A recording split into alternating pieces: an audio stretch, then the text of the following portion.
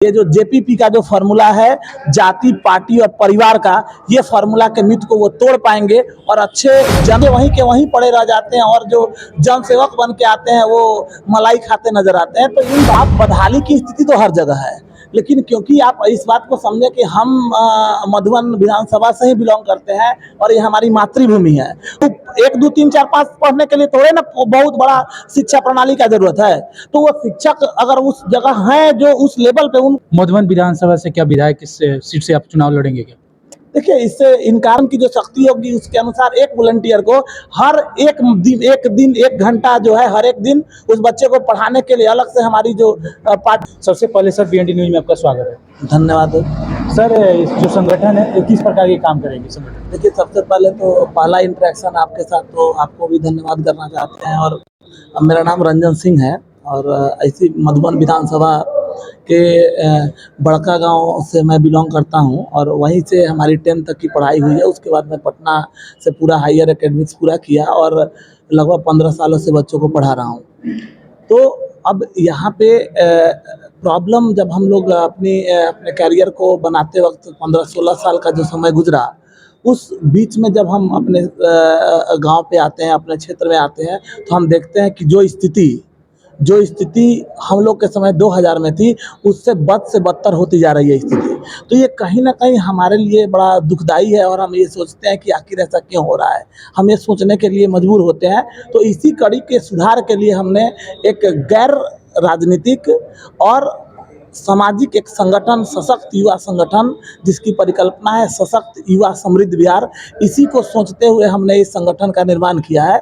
ऐसे अगर राजनीतिक तौर पे अगर आप बात करेंगे तो हिंदुस्तानी अवाम मोर्चा सेकुलर, ये जो मांझी जी की पार्टी है, उस पार्टी के मैं शिक्षा प्रकोष्ठ का राष्ट्रीय अध्यक्ष हूँ जी।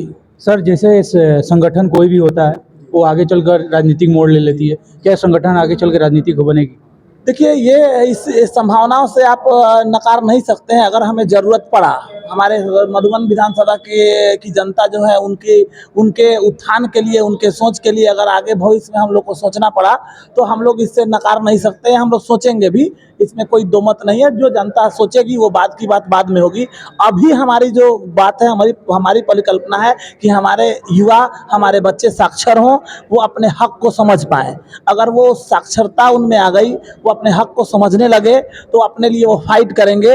ये जो जेपीपी का जो फॉर्मूला है जाति, पार्टी और परिवार का, ये फॉर्मूला के मिथ को वो तोड़ पाएंगे और अच्छे जन सेवकों का चुनाव करेंगे, जिसके कारण से उनकी समृद्धि हो पाएगी। उनके बच्चे वहीं के वहीं पड़े रह जाते हैं और जो जन सेवक बन के आते हैं वो मलाई खाते नजर आते हैं। तो इन बातों से अलग करके आगे बढ़ना ही पड़ेगा और उसको बढ़ाने के लिए किसी न किसी को तो आगे आना ही पड़ेगा। और इसी कड़ी में सशक्त युवा संगठन का निर्माण किया गया है और आप लोग का भी जो सहयोग है वो काबिले तारीफ है। सर, मधुबन ही क्यों? बिहार में तो हर जगह प्रॉब्लम है, हर जगह पर बिहार में प्रॉब्लम, एक मधुबन ही क्यों? देखिए, आप बदहाली की स्थिति तो हर जगह है, लेकिन क्योंकि आप इस बात को समझे कि हम मधुबन विधानसभा से ही बिलोंग करते हैं और ये हमारी मातृभूमि है और मातृभूमि का ऋण आप समझते हैं, उस धूल की मिट्टी से आप खेले हैं, उसका ऋण अगर आप चुका पाए तो अपने आप को आप सौभाग्यशाली समझिएगा। तो शुरुआत कहीं ना कहीं से तो शुरू होनी चाहिए। तो जब हम उस लेवल पे पहुंचे हैं, अब मुझे लगता है कि हम 2-4-5% लोगों को समझा सकते हैं।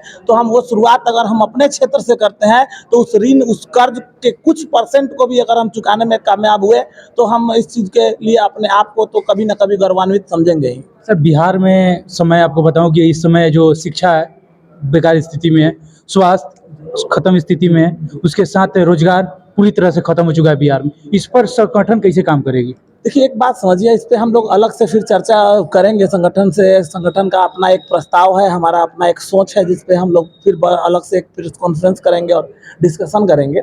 आप ये समझिए, हम लोग कहते हैं कि शिक्षा ध्वस्त है, हम कहते हैं कि जो है चिकित्सा ध्वस्त है, हम कहते हैं कि रोजगार ध्वस्त है। तो इसके कारण और केवल आप ही हैं, हम ही हैं और कोई नहीं है। हमारे कारण ही ये सीधे चीज़ें जो है वो ध्वस्त होती जा रही हैं। तो हमको जागृत होना पड़ेगा। तो हमारा संगठन कोई बहुत बड़ा संगठन नहीं है।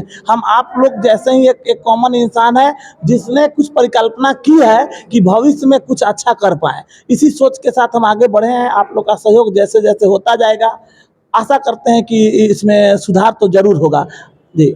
आप शिक्षक हैं एक, और टीचर भी रह चुके हैं, हम पटना में पढ़ाते भी हैं। जी। लेकिन आज के ज़माने में जो बिहार की, आप मधुबन की बात करता हूँ, सरकारी स्कूल की जो हालात है, क्या उसको कैसे सुधारेंगे? आप मधुबन की जब बात कर रहे हैं। देखिए, हमारे पास हमारे संगठन में अभी धीरे-धीरे हम लोग उसका विस्तार कर रहे हैं। हम अभी जिला स्तर, फिर प्रखंड स्तर, फिर पंचायत स्तर पे जाके हम वॉलंटियर को तैयार कर रहे हैं। बहुत जल्द ये सारी चीज़ें आपको भूपटल पे दिखने वाली है। ये संगठन के जितने भी लोग होंगे वो दूसरे नहीं होंगे, हमारे युवा ही होंगे। हमारे छोटे भाई, हमारे बड़े भाई, जो भी हमारे समाज के हर समाज में कोई बोलने वाला नहीं था, कोई विकल्प देने वाला नहीं था, तो हम ही विकल्प हैं। लोग को जिस दिन ये समझ में आ जाएगा विकल्प कोई देता नहीं है, विकल्प आप खुद हैं, आपको जागृत होने की आवश्यकता है। तो हम उन छोटे भाइयों को जो हमारे समकक्ष हैं, उनको, हमारे बड़े भाई हैं, उनको सबको हम एक्टिवेट करेंगे। उनको हम उस लेवल पे लेके जाएंगे कि उनमें जागृति आए और वो ये सोच सकें कि भैया अगर मेरे जाने मात्र से, मेरे मिलने से, हमने उस समय भी आपको एक बात बोला, अभी भी मैं आपको चर्चा में शामिल करता हूँ, आप इस बात को समझिए।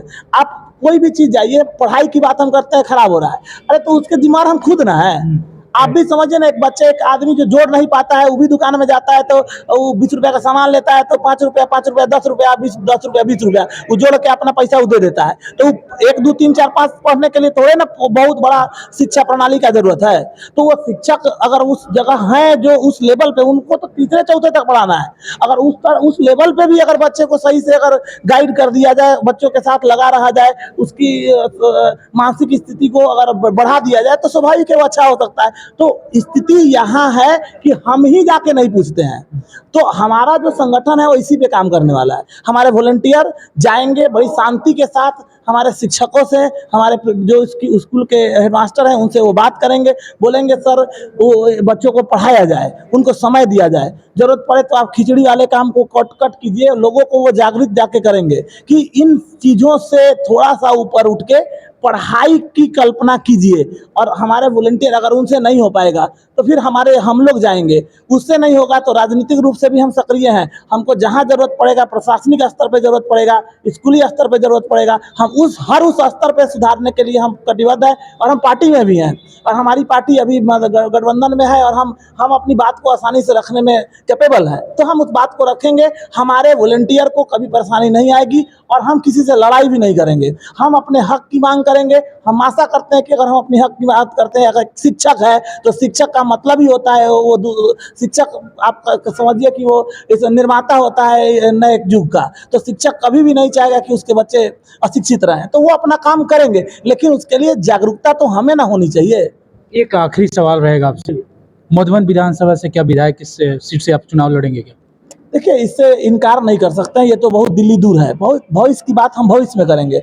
अभी हमारी इच्छा बस यही है कि हमारे जो यहाँ के, हमारी जो जनता है, जो अंधभक्तों की तरह जेपीपी फार्मूला पे काम कर रही है, जाति, परिवार और पार्टी विशेष की जो फार्मूला पे काम कर रही है, पहले उस मिथ को हम तोड़ेंगे।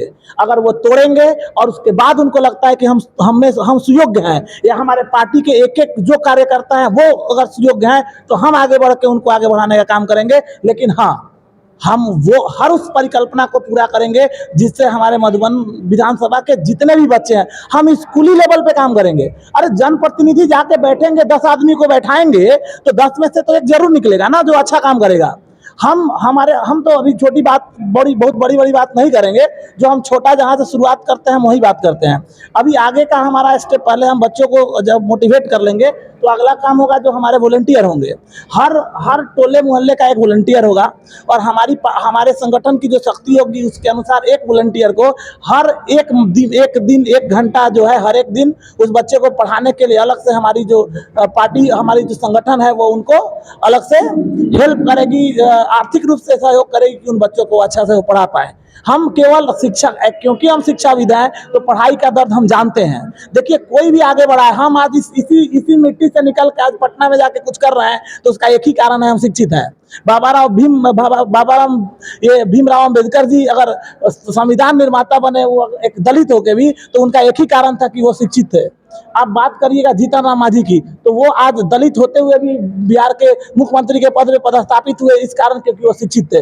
तो आप किसी की भी बात करेंगे तो तभी वो बात पूर्ण होगी जब आप उनके नाम के आगे एक टैग लगेगा कि वो शिक्षित है। तो आप शिक्षित बनाइए, जिस दिन आपका समाज शिक्षित हो गया, अवेयरनेस आ जाएगा और हमें और आपको कुछ ज़्यादा करने की आवश्यकता नहीं पड़ेगी, समृद्ध मधुबन तो जरूर आएगा। इसलिए इस परिकल्पना के साथ हमारी जो संगठन है वो काम कर रही है। आशा करते हैं कि हम लोग अपने मंसूबे में कामयाब होंगे। बहुत बहुत धन्यवाद सर, आपने टाइम दिया मेरे को यहाँ पे। बहुत बहुत धन्यवाद आपको भी। जय मधुबन, जय बिहार। आप देख रहे थे BND न्यूज, मैं हूँ अभिषेक दुबे। जय हिंद।